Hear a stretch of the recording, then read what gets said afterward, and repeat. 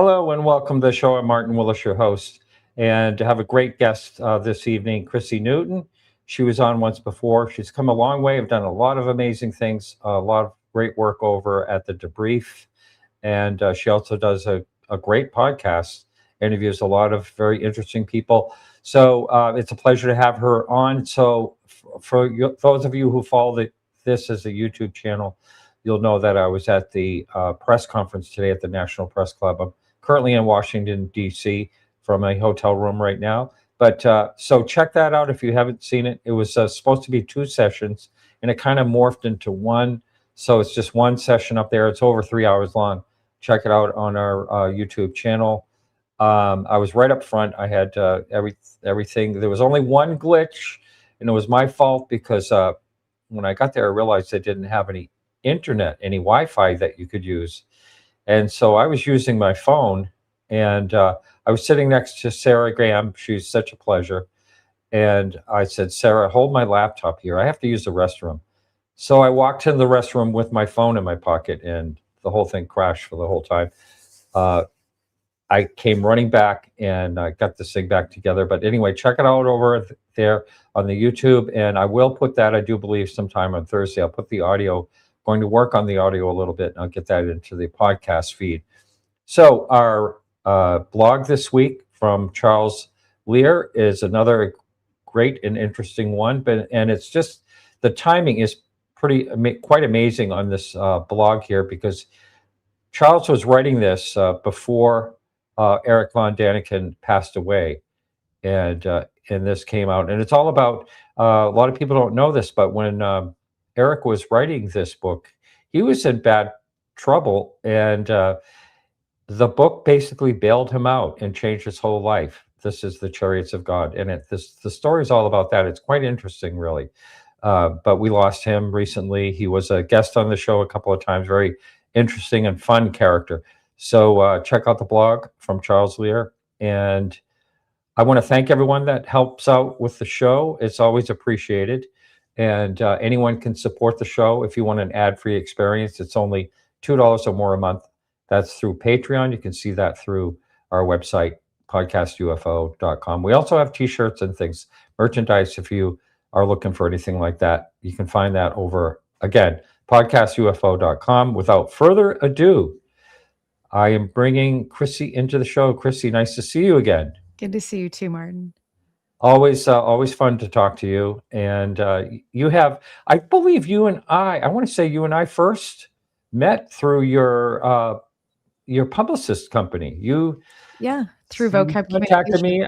I remember it was, I can't remember, it was someone's movie or film or something like that. And that's how we first met. Yeah, it might have been. I've done PR. I've been lucky enough to do PR with Shag, Vallee, and then along with Ariel Phenomenon. I did all the PR with Randall Nickerson on that film. And so one of my canon favorite films that I always recommend to everyone to watch. There's like, me too. Yeah, it's usually I say, just watch that one first. That's what I tell people. It's such, first of all, Randall, I love Randall. He's been a good friend for a long time. And years ago, when I saw his wildlife photography in Africa, I said, oh my God, this man he's kind of an artist, genius, perfectionist. And that's just what the film was. I mean, and that film was all set to go to theaters, and then the pandemic, COVID came, and he had beautiful music and beautiful scenery. I mean, what a show that is. But as I say, if people ever ask me what's my favorite of all cases, that is it right there. Because that will turn someone that's a non-believer, that that things are, whatever it is, visiting us, into someone that says, wow, that's really something. Except my sister. I sat down and showed my sister the movie and the whole thing. We go through the whole thing, and she's okay. Let's see. Why don't we have spaghetti tonight? She's absolutely not interested. And her husband, who used to work at Los Alamos Labs, he's a physicist, scientist, and he says, oh yeah, we very well could be, he's all like, yeah, we could very well be visited by whatever, but she's just like, nope, not gonna even, yeah. Yeah, she's I'm like, glad you next. do that. Yeah, she'll send me some stupid UFO thing sometimes, an email or whatever. But yeah, she has absolutely no interest. My other sister was actually in the live stream I did today at the press club, so she has Oh, nice. an interest in it. But yeah, but anyway, you've done so much since we last spoken, and the It's been a Debrief, while. I think, has been a huge success, and you're part of that. What's it like? Thank you. Sorry, I didn't hear the last part. You cut out there. Oh, I'm sorry, and it might be, I'm using this microphone. I'm not sure how it's working here. It's I okay. said, how are you enjoying Oh, being? just life in general? I guess, yeah, I'm like, I look at success like, I guess it is success, I guess, or just accolades of things in my career, but there's just so much more I want to do. I'm just happy I get to do it. I'm happy I get to like participate in this, that the strategies that I build in PR, that they work in UAP. Like I just, there's so much more around public relations and just, you know, the whole mechanics of PR outside of just media around UFOs. So yeah, I'm really happy that I've been able to contribute in it, and I'm just keep wanting to do more and hopefully working on stuff to do in the future too. So hopefully I'll be here and like the rest of us in this space to the day I die. I'm Yeah, probably a lifer. Let's be honest, Martin. So yeah, uh, yeah. I feel the to same way. some degree, I might not be in front of the camera. I just might be Yeah. behind showing up to things and being like, oh, these are all the new youngins that have showed up in this space, that are Oh, in yeah. their, and So I say many. youngins in their 30s and 40s and 20s coming in, right? Because Yeah, I think and there's I like saw an that age today. thing with UFOs, apparently. I saw It's a getting lot of younger, people but today, younger people today at the oh, okay, great. press conference. It was very nice to see. And I had dinner with several people tonight, and Whitley Strieber was across from me, and we were both talking about doing this a long time, and he says, "Well, I'm going to stop when they put me in the ground." He said, "Otherwise, I'm going to just keep going." And I said, "Yeah, I have no plans on stopping. I think, it's such a mind-boggling topic, so fascinating to me, and I don't know how. Yeah. It's kind of hard to understand once you get interested in it, why you weren't interested and why other people aren't interested in it." Oh, for sure. And then how everything kind of intersects together. Once you, and then Hmm. all these rabbit holes that open up. That's what really has happened to me with UAP. I became really deeply interested in national security, which I never thought would happen, but that's adjacent to it, obviously. So you start to learn more about that. As a Canadian, I've learned way more about American politics than I think I ever would have thought I've learned. More about technology and science, obviously working with the Debrief, but then looking at all the different types of propulsion systems potentially that people talk about that UAP, could be based on, or what kind of propulsion, hopefully, maybe it's using, if it is using any type of propulsion. So, like, stuff to that Hmm. degree. Like, it's always been very interesting to learn consistently, and you never stop. And then sometimes I also get to a point where it's too much.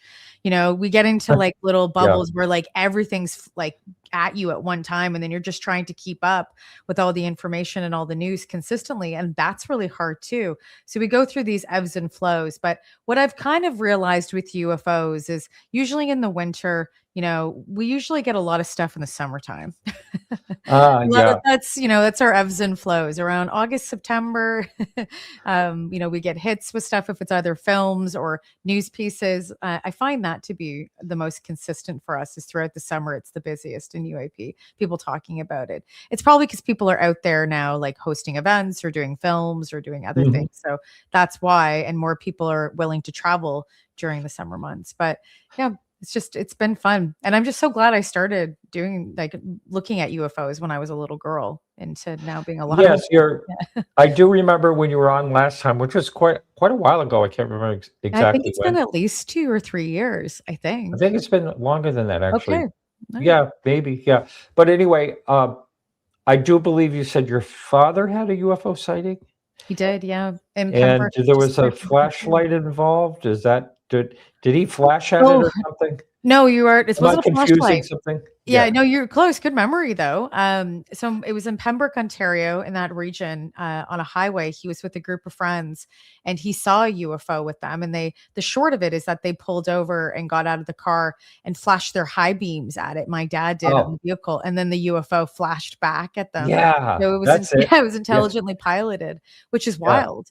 And so my dad took a photo of it, and when I was a little girl, he showed me that photo. He still has like the negative in the space.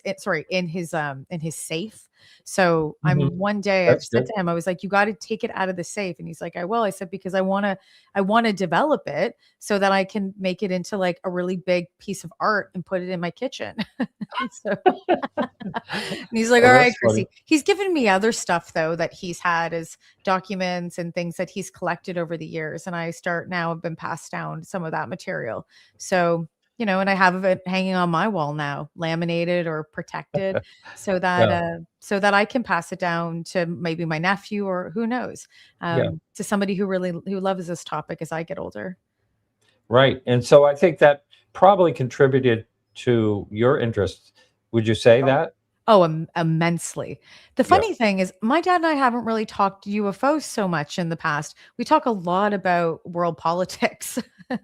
Right now, every time we get together, there's a place called Swiss Chalet in Canada where it's like chicken and fries. It's like it's a very known kind of like place that people go. And my dad and he loves Swiss Chalet, so we will go to Swiss Chalet together and we will talk about what's going on in China. We talk about what's just happening on the world, and then good and bad. We talk a lot heavily about Canadian politics, American politics, but yeah, we talk a lot about world issues. My dad and but Yeah. my whole family does. To be honest, we're one Yeah. of those people. But we haven't Uh, really in the past couple months have not talked a lot about UFOs. He is reading Jacques Vallee's Trinity right now, oh, and yeah. so he'll Yeah. call me sometimes and be like, "Oh my gosh," or "I didn't know this," or he'll just call me about certain things, and we'll kind of gab about that. But in most recent weeks and months, it's been world politics. Yeah. My partner, producer, Donna, when she was a little girl, she basically saw like a UFO in some magazine or whatever, and she said to her father, "Well, what do they? What does the government know? What are those things? What does the government know about them?" And father said, "They don't know what they are," and that is what created her curiosity on the subject. Just because they didn't know, like adults don't know something, Yes. what could this be? So it's funny how different people get influenced. I don't know what both my parents passed by the time that I really got interested in this topic, so I don't have any slightest idea what they thought about the topic. Never came up. Yeah, and I should ask my dad if he was interested in UFOs before his sighting. I imagine he was. He's, pretty open-minded. There's a quote that he said once when I was driving. He's like, Chrissy, I'm not a local thinker. He's like, I'm not even a worldly thinker. I'm an intergalactic thinker. I'm like, yes, you are. Yes, you are, Dad. Like, yes, you are.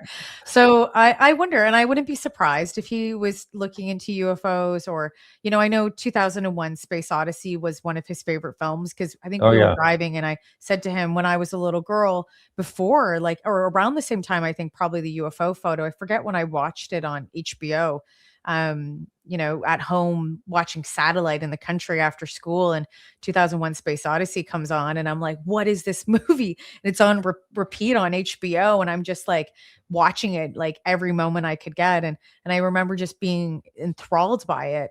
And I told my dad that, and he was like, that was a movie that hooked me too. And then I Yeah. forever became a Stanley Kubrick like nutso fan of his after that, and Yeah. realized all the movies I loved were Stanley Kubrick when I was a kid. Probably shouldn't be watching a lot of all those when I was really young, but it's Well, what happened he when was you're a alone after genius. school. Pardon? He was a genius in a lot of ways because originally he was going to have, the ending is such a puzzle, and had that, like, there was a voiceover talking about what all these events, what that meant, with the man in the room, by himself, and all the Louis 15 decorations, and then the child, and then he took it out. He said, let it all be silent. Let it all be silent with no voiceover, and let the people make up their mind. I mean, he's a genius like that. Oh, And it then was. and then in space, anytime you watch anything in space, you see the capsule move and you hear shh, like that. Well, there's no, you can't hear any. And so he did that too. There was absolutely no sound in these things, all things that you'd want to put special effects into, but he wouldn't do it. So Oh, was genius. Yeah, he's such a genius when it comes to film. And I remember like some of the camera movements when I forget the astronaut's name, when he gets into the room, he's consistently looking left. And when he looks left, he watches himself age. And then in the end, you see the fetus's reincarnation and rebirth back into like the system or the universe, you may call it. A new start. I think it was all about a new start. Yeah. So now we're at a really good place because we can talk about Hal a little bit, which I thought was good old Hal. That character. I mean, it's where we are kind of today in a lot of ways. With artificial intelligence and where we're headed. And I know that our conversation, I wanted to talk a bit about this because you've done a lot of looking into AI and different things. One of them is the Neuralink, I believe, or whatever it's called, that Musk is involved in, and all those things. But I want to, of course, talk about it in the realm of UFOs, because I do believe that it plays a role in the possibility of, we may find out quicker, if we're going to find out at all, what's going on through the help of AI. And what are your thoughts in general about that? Yeah, so Neuralink or Synchron, there's InBrain, there's a lot of these different companies around the world now that focus on BCIs, which is considered brain-computer interfaces. Brain-computer interfaces started in the 1960s, like they're nothing new. Synchron, the CEO, Tom Oxley, was funded by DARPA. And so DARPA was building brain-computer interfaces. And we can look at that and we can get into this, but we can look at it in many different ways. But it's not a new technology. It's an older, older if you want to consider the 60s older, but more of a retro technology. And so now it's become real modern day. And the one thing, if you're going to say anything about positive about Elon Musk, is that he did bring attention to BCIs, and it has put lots of investment and funding into multiple different companies. So, I know they're very thankful, different CEOs are that, because of the attention that's been brought to it. And on the other positive side is BCIs will help millions of people. It's helped a lot of people right now. There's less than, 200 people around the world, 100 people around the world that have BCIs, and that will increase by the end of this year. And Neuralink is looking to ramp up high volume production, they're saying. So that could be thousands to tens of thousands of BCIs by the end of this year. But people really do need them. There's people that have ALS, or people that are, have gone into major car accidents and have become quadriplegics that need this type of BCI in their brain so that they feel that they're contributing back to society meaningfully. And I've met lots of these people that have had a BCI, or then they've had it removed, unfortunately, because, a testing period was ending. I've interviewed Nolan Arbra who has the first Neuralink. And, a lot of these people are so inspirational because you see how much it's helped their lives. But then, there's always the flip side to it. And that's where I write about both, because we have to start having conversations about BCI now, because if we don't, it could be a very scary future. Yeah. My thoughts about AI in general is the phrase that you often hear when you look into this topic, is that, well, there's somewhere between 10 and 20% chance that it will be an extinction event by the time, the future will, it's going to kill us all. It's a possibility that it can happen. And they're saying, yeah, well, so much good can happen, which is true. But anything that has a 10 or 20%, chance of, us becoming extinct, it's scary to me, because, what's going to happen is, it's kind of, if you look at it historically, anything that is a higher level of intelligence usually dominates the lower intelligence. It's just, human nature, or whatever nature. It can be scary. And if it gets to the point where it can self-replicate, AGI can self-replicate and get, super intelligence, and then it can just fly sky high, and then I think we're screwed. Yeah, I'm not so worried about AI individually, personally. I'm more worried about when we get to the singularity and we have not figured out, our own difficulties and our own challenges on this planet without our technology and artificial intelligence. And when we get to that singularity, and BCI will be part of that, AI will be part of that, there will be, I think it could be horrible for us, right? For the next generation. We think it's bad now, but if we don't figure things out and we get to the singularity, it could be worse. We look at quantum computing to being, one of those as well. Things will change immensely fast. It will be, what we're doing now, at least when quantum computing comes around and everything else, this will be archaic. How we are talking, how we are communicating, this type of, people will look back and, relics and be like, remember the time when, in 2026, when people were obsessed with UFOs, in 2027, and everyone was creating podcasts about it, including myself.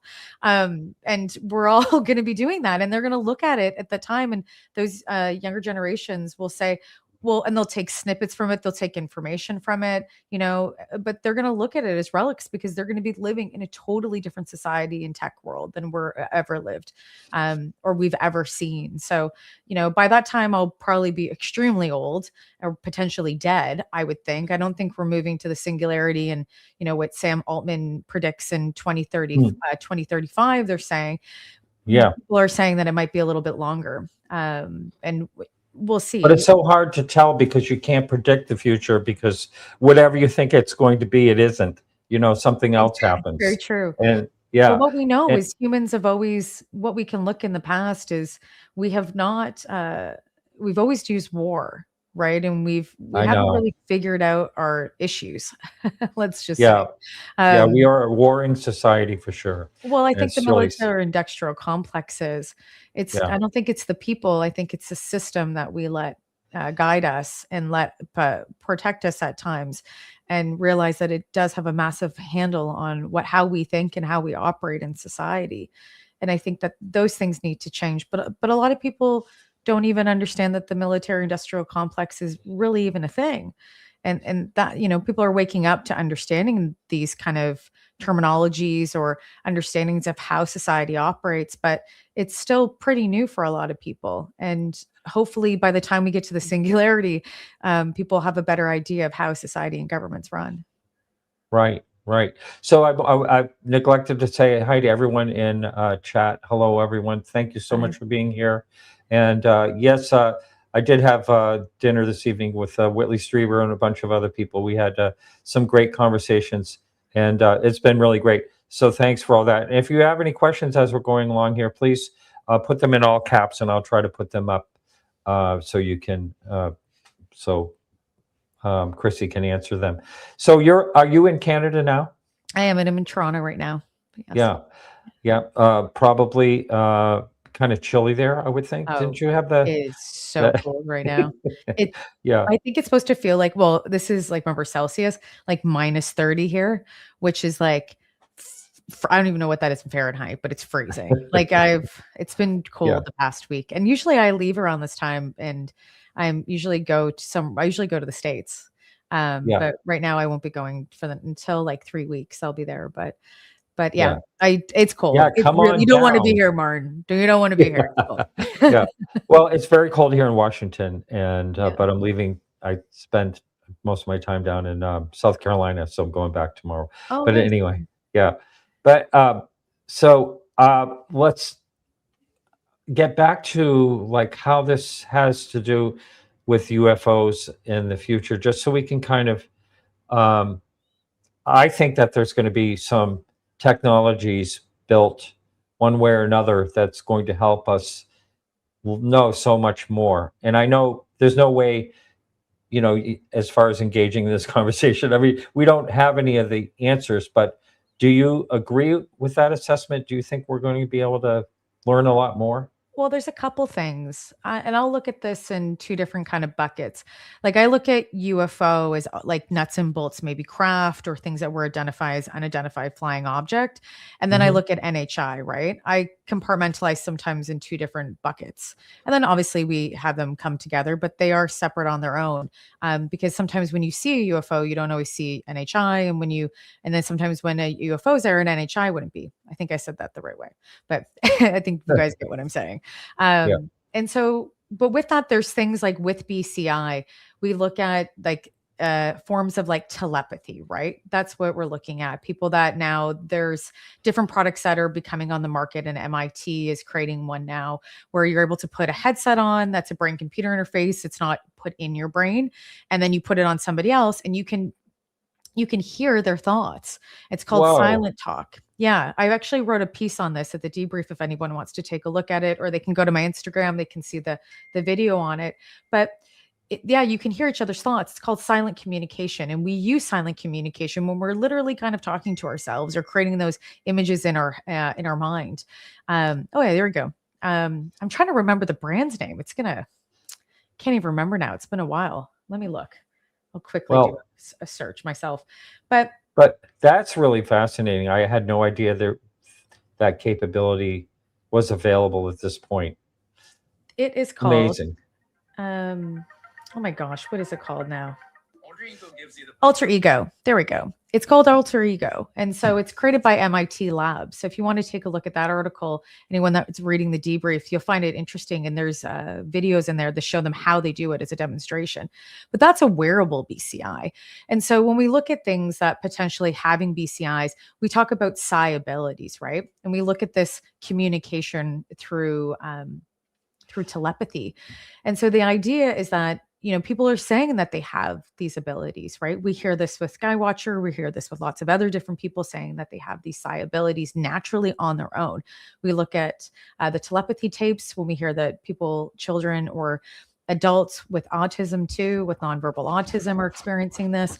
So there's this cross intersection when it comes to those things that do overlap with NHI, or I would say UAP, which we find really interesting. We see psi abilities have overlapped, obviously, with people saying that they're able to then talk or communicate with UFOs. So and none of this is obviously proven in that context of evidence, right, let's say, but these are just cross intersection that I've seen with things that are being developed now. And then also what people have said on the other side, right? When we look at the paranormal or we look at other alternative science conversations. The other thing that I thought was really interesting, and I haven't said this yet, and I'm going to write about it, and I have a quote from a CEO. And so I thought this blew my mind. I was at the largest BCI conference in New York City this summer, and all the companies were there, the biggest ones, and the top CEOs and neurologists and people that have had BCIs that are part of coalitions that are talking about it. And they're saying, oh, yes, please do subscribe. And they are saying that, sorry, I read it myself. And they are saying that there's such things when you have schizophrenia or any mental health disorder or psychiatric disorder. Schizophrenia, people see delusions, right? And at times, and they're not sure if those delusions are real or not. And so there's different companies right now looking at the mental health aspect of BCI and being able to then put a BCI in someone's head that has schizophrenia. So when I asked, I won't say who the CEO is now is, but when I asked him, no, let's look at this from a different perspective. I said, so if somebody has schizophrenia and I give them a BCI, that BCI is going to be able to tell me or tell them that what they're seeing is real or a delusion. And they said, yes. And I said, so what if the BCI in someone with schizophrenia sees something, but then the BCI tells them that it's not a delusion when the other people obviously can't see it as well? And so what I'm alluding to is potentially NHI. So we might have BCIs in the market where we're able to then have these things if people are using them. I'm not going to say from a commercial perspective, but are able to then identify if they're seeing something, that chip or sensor in the brain would be able to say, yes, that person, what they saw was real. So it's another way of a sense, right? It's another way of a sensor to be able to track, if people are seeing NHIs or what they're seeing, if they're having a hallucination or it's not. So that's fascinating in our field, right? It's very fascinating. And so I'm planning on writing a piece around this at some point shortly, because when I was talking to the CEO, his mind wasn't thinking that like that. My mind kind of goes in both ways and directions when it comes to this type of science. I'm like, oh, well, this would be able to help us in the context of UAP or NHI, but then also we can look at it from obviously a natural kind of like science evolution process and helping people that have neurological disorders. Like there's so many different ways that BCIs will be able to create sensors and be able to measure and show the impact and data that we've never ever had before. Very interesting. Mhm. Here's a question for you. If non-human intelligence is technologically advanced to a point far ahead of us, would they have already gone through their own singularity in their past? Very interesting That's a question. great that is, I would imagine so, but maybe their singularity would be different than ours depending on what their tech is. Um, or maybe they're living in their singularity. I don't know. Also, I haven't got to singularity yet, so I'm not sure what it's like. Can I answer Yeah, that? I'll send you a note from the future. Right. yeah, that's When I right. get there Now, to the past. Yeah. I remember, I'm trying to think of his name who first started talking about singularity. Do you know who I'm talking about? Oh god. Rezwan, no, Oh, was it? no, it wasn't him. I was No. gonna say Uh, it was. I didn't know if it was Riz. Yeah. no, no, no, no, no. Okay. I'm sorry. Kirk, Kurt, Kurt. Oh, yes, he's actually Canadian. Kurt from Toronto? Yeah, I, the um, podcaster? And I uh, believe he is I don't think he's a neuroscientist, but I believe he is a scientist.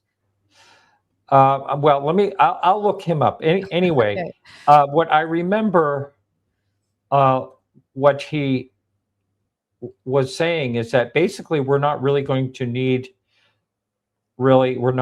our bodies. Potentially. Do I have that totally wrong? No, I think life will be very different in the singularity, but it won't be I don't think it's gonna be it probably won't happen until I imagine I'm in my I imagine 70s or 80s. I would think I have no idea. I just don't think it's soon. And also, I just can't see that maybe the tech we might have to some degree that for sure could be possible. We look at China and the quantum computing, and we look at RAND reports, and like they're way far advanced than we are in North America. So I think that the technology potentially could hit, but I don't know if society will move into that singularity. I think that when we look at the soft sciences, I'm very interested to see how that evolves because that has to evolve just as fast as the tech evolves because we're the ones that are going to be putting it into our bodies, maybe not, or also using it. So just because the tech hits doesn't mean that we're going to adopt. So we have to see what that adoption rate looks like. And right now, I don't know, we're in a very duality place world that I couldn't see a lot of people agreeing to specific things like consumer BCIs Yeah. in their mind. I think there would be a lineup, down the road for people that Hmm. want to advance their and put technology into their body even more. I can see that, but I also think there will be a massive aspects of society that are not going to want to do it as well. So that's why I think it's going to take society a lot longer to catch up than the tech too. But I could be wrong. Yeah, we all can be wrong.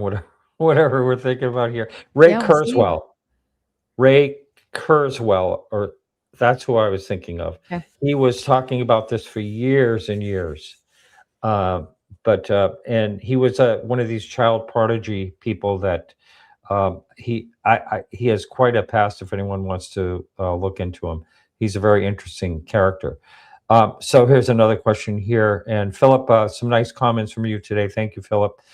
So, Christy, what do you think about the Shag Harbor incident Hey, in Philip, Canada? I love the Shag Harbor incident in Canada.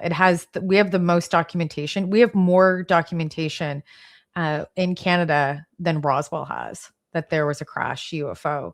So I love it. I actually really want to go out to Shag Harbor. I've been meaning to go out there and just film and go to the museum and just learn a little bit more. So when I decide to, I think I'll probably be going out to PEI this year with my friend. And if I do, then I'll stop by Nova Scotia to see it because I really want to. I also want to go to Manitoba because we have like a UFO landing pad that I have not seen yet. And I should probably tell Oh, MJ Benice to go out there and take some photos for me. But uh, yeah, we have lots of like, Falcon Lake, oh unbelievable. yeah, Yeah. Falcon Lake, I think, is a really great case. Yeah. And I've seen that glove that he had that was like burned and same with the shirt and all of like the news Yep, the clippings grid too. marks and all that. I Yeah, for think the that Apple files.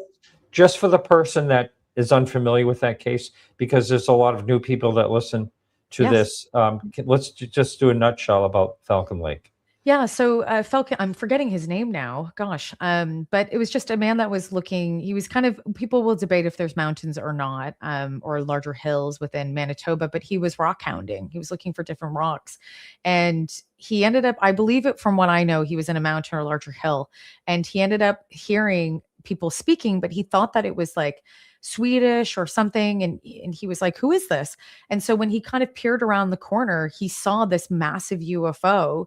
And like, this sounds like a joke, but like the door went up, like whoop, like people were Yeah, in that's it. right. And a ladder or something, Yeah, right? Was like there? yeah, it closed up. So, which I think is kind of hilarious, to be honest. Like, not surprised. They're like, oh no, it caught us. Thank you. Yeah, Stephen Michalak. That's it. Thank you very much. yeah.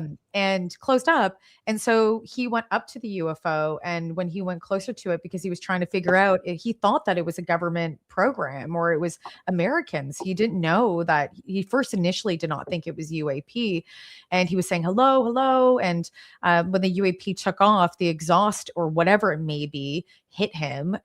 If it was radiation, hit him and caused some burns that were like this pattern on his chest, and ended up being in the hospital. And it charred his glove that he was wearing, and along with his t-shirt, and he had radiation burns. And it's all, you can look up the news clippings that you can find.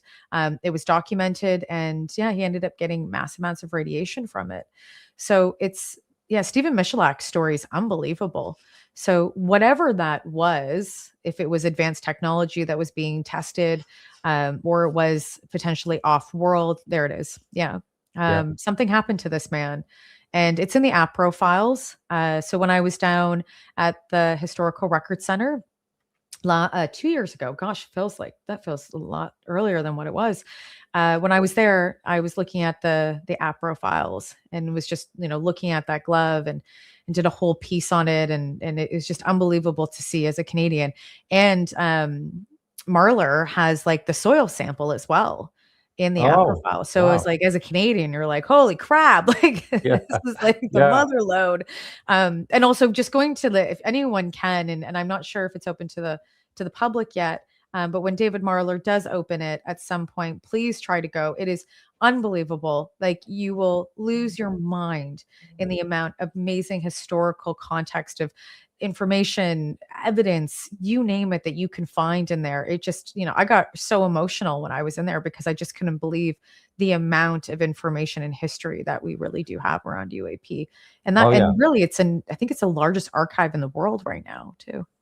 I'm not sure if it beats Sweden or not. I know, Sweden, Klaus von has that huge, I was involved in that huge collection in Sweden, but I know it's right up there. And yeah, I mean, that's all incredible. I can't wait to make it out there someday and go through Sure. that. I haven't done that yet. But Yeah. it's such an interesting case in particular. And I was trying to think, there was another point I was going to make about it. I do believe that he was a lone witness, which is always, Yeah. too bad. But something definitely happened to him.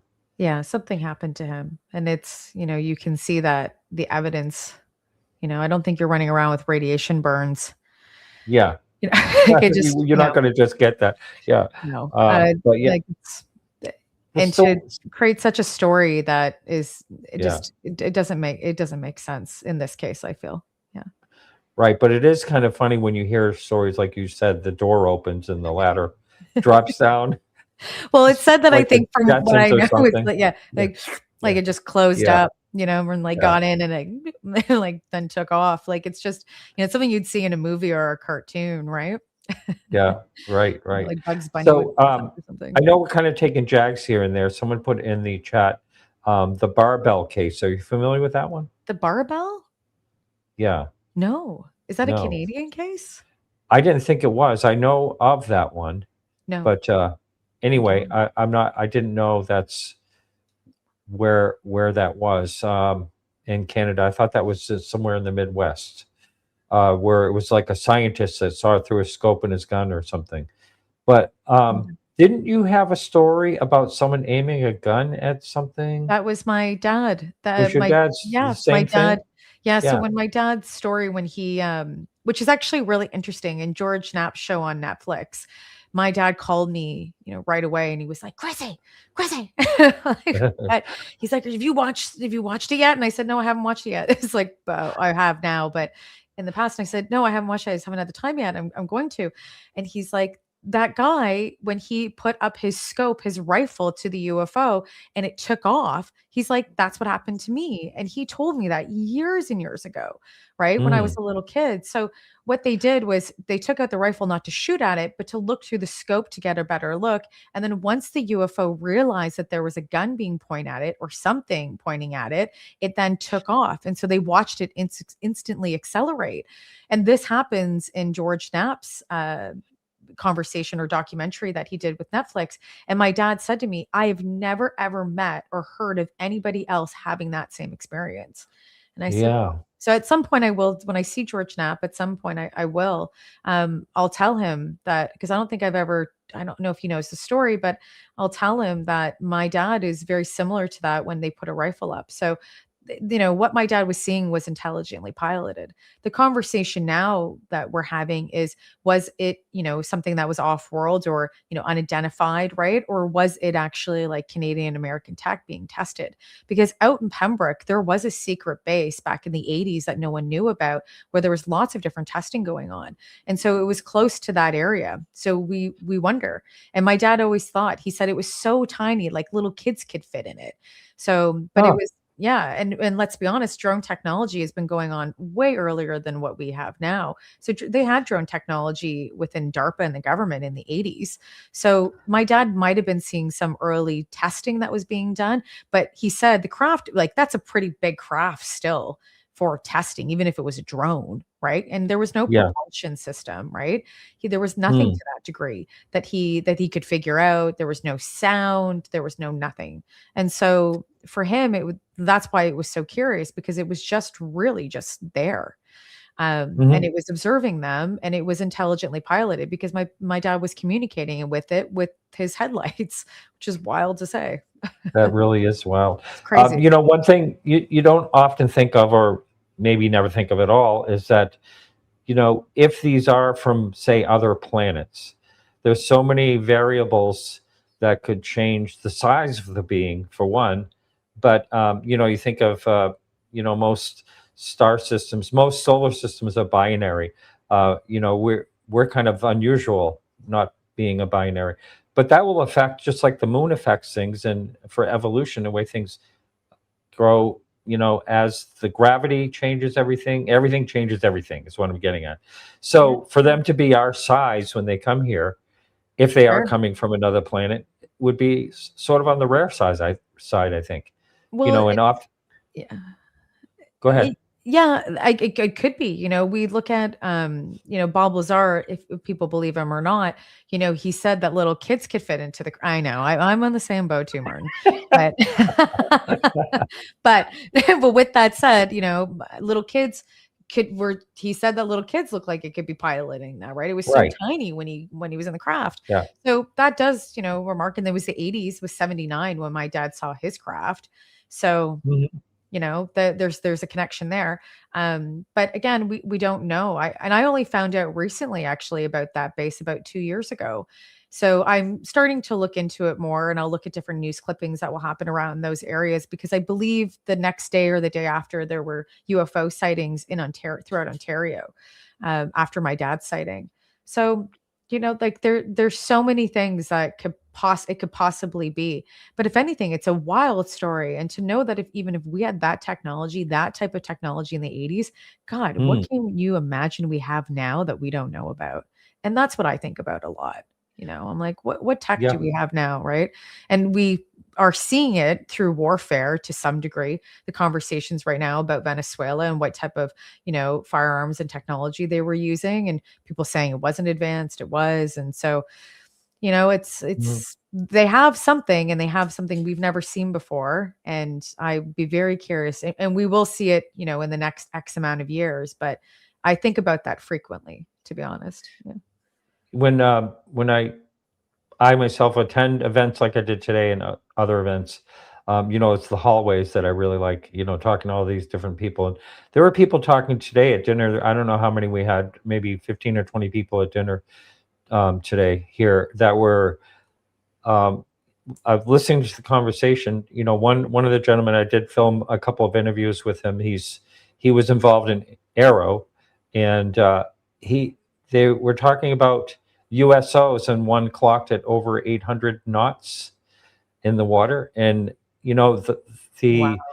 and what we were all talking about was the strange phenomenon of no displacement. Like Scott Cassell, who's been on this show, talking about this cube that was down about 200 to 400 feet in depth. This cube that was mimicking him, and you know, like intelligently controlled, whatever it was. And then it flew right by him, and when there was no, he felt nothing. And he says he spun around when a whale went by him because they displaced water. So there's somehow not, this conversation was great in the, like I say, at dinner time, because we were saying, how come they're not displacing water? A lot of people are talking about no displacement. There's no sound barrier broken.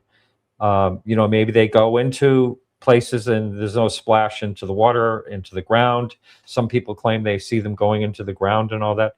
What the heck is going on? You know, I've never heard the ones going into the ground, like disappearing into the ground. You know, I've heard of a couple people talk about it, but nothing like verified that anyone, you know, I mean, there was multiple witnesses or whatever, but I think didn't they talk about that at Skinwalker Ranch too, something like that. I've never heard that. I can imagine. I may be totally wrong on that one, but I did hear people say wow. before that they saw them go into a mountain or something. Yeah, I've seen. Yeah, if it's a cave or to that degree, like an entrance, I could imagine that. Possibly. But I've not heard like you know, like literally disappearing into the ground. The USO stuff is really interesting. I find, you know, I've been happy it's becoming a bigger conversation. That's for sure, because it needs to be. It's, you know, we always talk about the skies for the longest period of time. We never talked about the water, and it just, when I've interviewed, you know, when I was doing the show on Discovery Channel, and I've talked about this, when I've interviewed that one seaman that was out there and he lived on the water, his partner and himself saw the UFO, but she was triangulating it. She was on the island and he was on the boat at that point in time. And the Coast Guard ended up seeing something too. And they weren't doing any type of exercises when we did the research. We ended up finding out that they were just doing low barge explosions. They weren't doing anything in the sky. So we had all this data to triangulate and then along with the video of a triangle UFO that was coming out of we didn't see it come out of the water. We saw it above him. He watched it come out of the water and it was underneath his boat. And this was off of Catalina Island, just by Los Angeles. Most people obviously know Catalina Island. And so it was unbelievable. And I remember saying to him, and I wish the show made a bigger deal of that, because I looked at him and I was like, after the show, I took him aside and I was like, I definitely think you saw something. Like, you know, I'm not the expert, but we're looking at all of the data from people that have all different experts that have put this together. And I'm looking at it and reviewing it with you. And I'm interviewing you, right, in your testimony to hear. But, you know, there's some people you believe, and then there's some people that are lying. And then there's people that have really experienced things. And you're like, I just said to him, it was unbelievable. And it was such a great story. And he had so much video and a wonderful testimony to go with it. Like, I was just flabbergasted. And so I want to speak to him more. At one point I probably will, if I'm back out in that area, because he was such a great witness as well.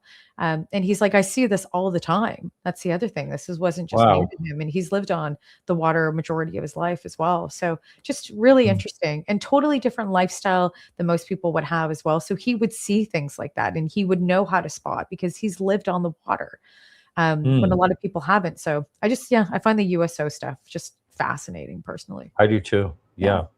Here's another question someone posted here.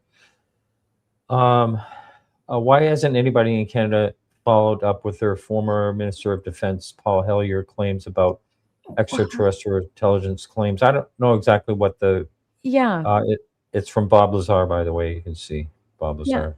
Oh, hey, Bob Lazar. Yeah.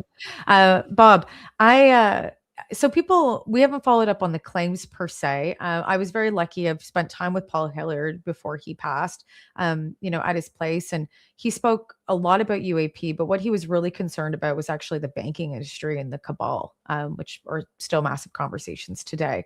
And UAP was an adjacent to it. But for Paul Hilliard, those claims about extraterrestrial life, I think that he had a lot of things that from what I know, he didn't have, it was a lot of stories that were been told from him and research that he did. I don't know if he had physical proof, not that I've ever seen. I'd actually have to talk to Victor Vigiani. And if that was his right-hand man at that point in time, and Victor's still in Canada, he's a Canadian researcher. But if that was the case, that evidence would have been out by now, I would imagine. But I do speak to the Canadian government, and I speak to the Office of the Science Advisor, and they have just come out with multiple studies. Where is this? Okay, well, I have to move my camera right now, so don't mind me while I do this, because it's literally underneath me. This came out, here we go. This was mailed to me last week. So this is our Canadian actual report. This is a letter from the government. And this is the physical report. So you know how in the States they do, obviously you can download it. Here we actually do a physical report when we talk about past and present observations. This is the census that they did throughout Canada. Yeah. And so it's really, really well done. There's a PDF that you can get online, and I'm not trying to sell the Canadian government. I just know that I've sat with them in Ottawa. I'm not Vanna Whiting it here, but I've sat with them in Ottawa, and I asked them a lot of tough questions, and they asked me a lot of tough questions, and they were curious to what I knew and who I knew. And they are a group of scientists. They do brief the Prime Minister. So they would brief Mark Carney on any science that's coming through, advanced tech science that's happening, along with then UAP. And they thought that this was a real concern, because they do think that there's something going on. They're just not sure. And what we're trying to do in Canada, and I know from what they're saying, is that they want to be transparent about it. And that's what's really important. And that's what I've been reporting, along with a lot of different journalists in Canada have been reporting as well, that the transparency is what the Canadian government is looking at, because they want to tackle misinformation and disinformation through UAP. But they're also looking at it from a national security perspective. But the other aspect, though, too, is that they don't, not saying that something's not here. They just aren't analyzing NHI. But they're saying for sure we are seeing things in our skies, and we have tons of data to prove it, and we have tons of it. We just don't know what it is yet. This is the initial report, and then after this, we'll go to Mark Carney's office, our Prime Minister, and then Mark Carney now will decide who decides to take over the UAP research, and he's looking at, hopefully, it would be our space arm within Canada to be able to take it over, not defense.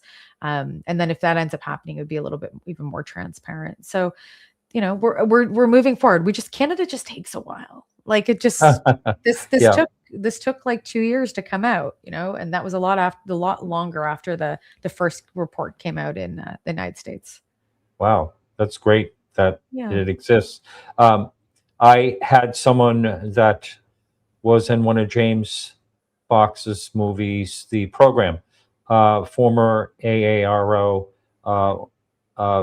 Some people call him the whistleblower, but I don't know if you'd really call him that.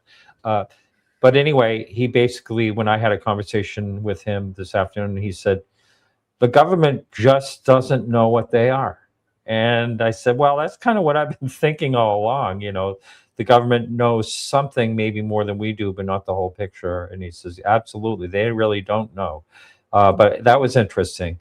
And so there's a post here from Philip again.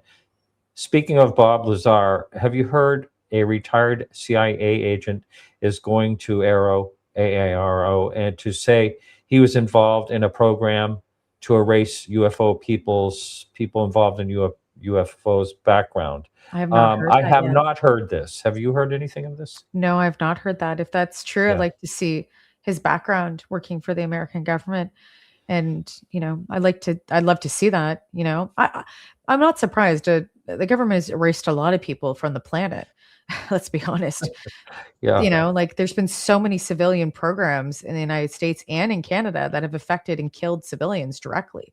So I would not be surprised that the easiest thing to do would be just to try to wipe out somebody's UFO profile or government profile. That's the light side of it.